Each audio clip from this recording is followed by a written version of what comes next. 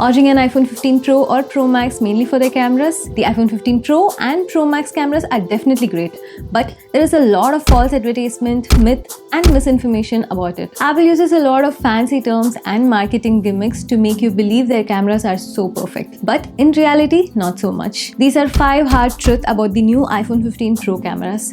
Definitely know this before you get one.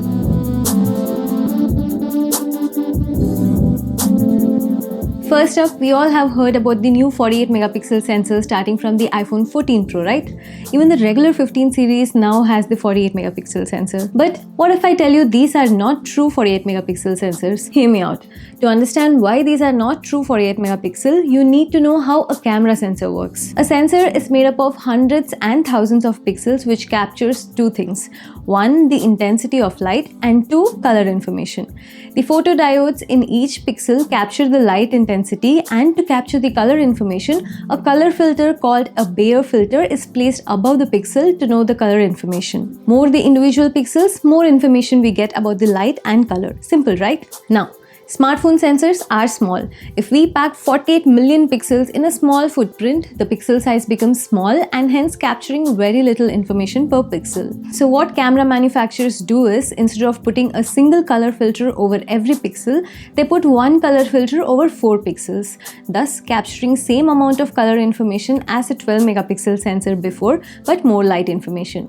This is called a quad Bayer sensor, and your camera can intelligently fill in the gaps and predict the colors within those 4 pixels based on neighboring pixels and present it to you as a 48 megapixel image. If all these seem complex, just know this. The iPhone uses a quad Bayer sensor, which means it captures color information in the same 12 megapixel as before and scales it to 48 megapixel. This is still better than using a 12 megapixel sensor with 12 megapixel color information, but it's not the same as a 48 megapixel sensor with 48 megapixel color information. In fact, in low light scenarios, your camera will behave as conventional 12 megapixel sensor due to the low light coming in. Second, another hard truth about the 48 megapixel iPhone camera, it doesn't always capture 48 megapixel photos. Well, even Apple mentioned that it outputs only 24 megapixel photos by default, right?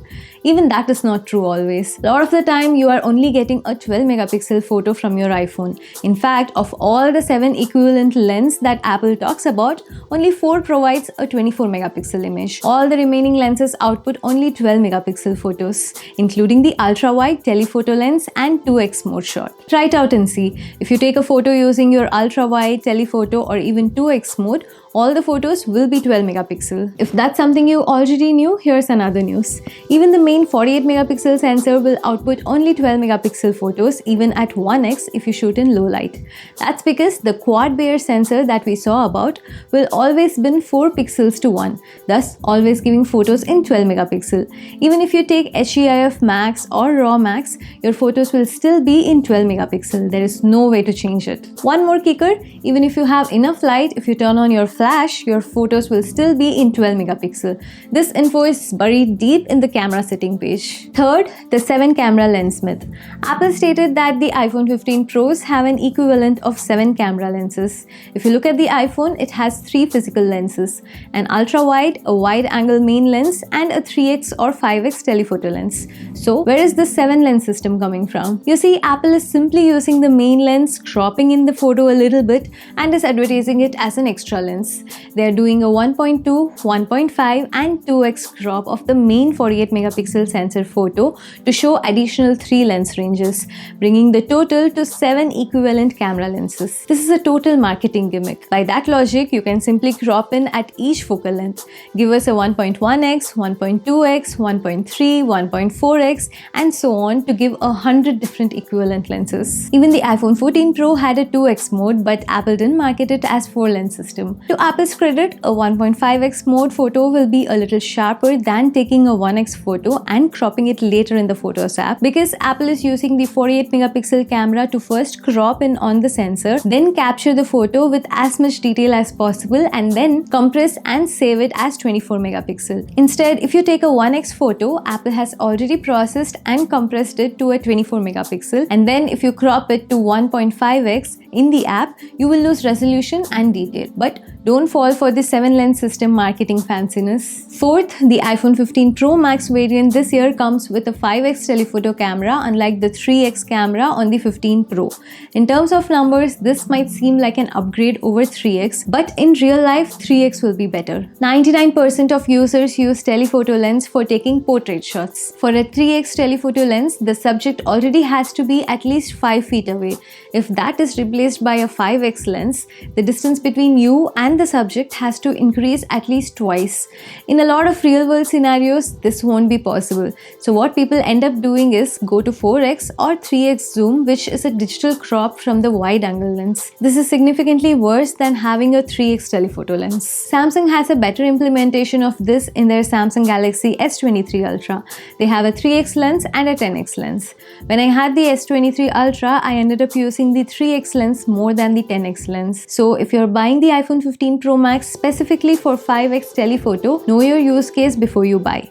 You may find the 3x lens more practical than the 5x. Fifth, the Tetra Prism lens on the 15 Pro Max is both good and bad. We all know that the 15 Pro Max has a Tetra Prism lens design, unlike a periscope lens found in other brand telephoto lenses. This has an advantage but also a big disadvantage. In a Tetra Prism design, the sensor is parallel to the phone. This means Apple can easily increase the sensor size in the future for a better telephoto lens without affecting the thickness of the phone. Periscope lenses cannot do this. That's because the sensor is perpendicular to the phone. So if they need to increase the sensor size, they will have to increase the thickness of the phone. Though this seems like an advantage, you may already have noticed the disadvantage as well, which is the zoom range. You see, to get a longer zoom range, you need more distance between the lens and the sensor. Periscope cameras achieve this by moving the light sideways. Since Apple's sensor is parallel to the phone, to increase the zoom range, they will have to increase the thickness of the phone. And that, I think, is the real reason why Apple went for a 5x zoom rather than a 10x zoom or periscope lens. Okay, those are some interesting findings I got to know recently and wanted to share them with you. What are your thoughts? Are you enjoying your iPhone Pro cameras? Let me know in the comments below. Also, please subscribe if you haven't already. I'll see you in the next one. This is Anjana. Bye-bye.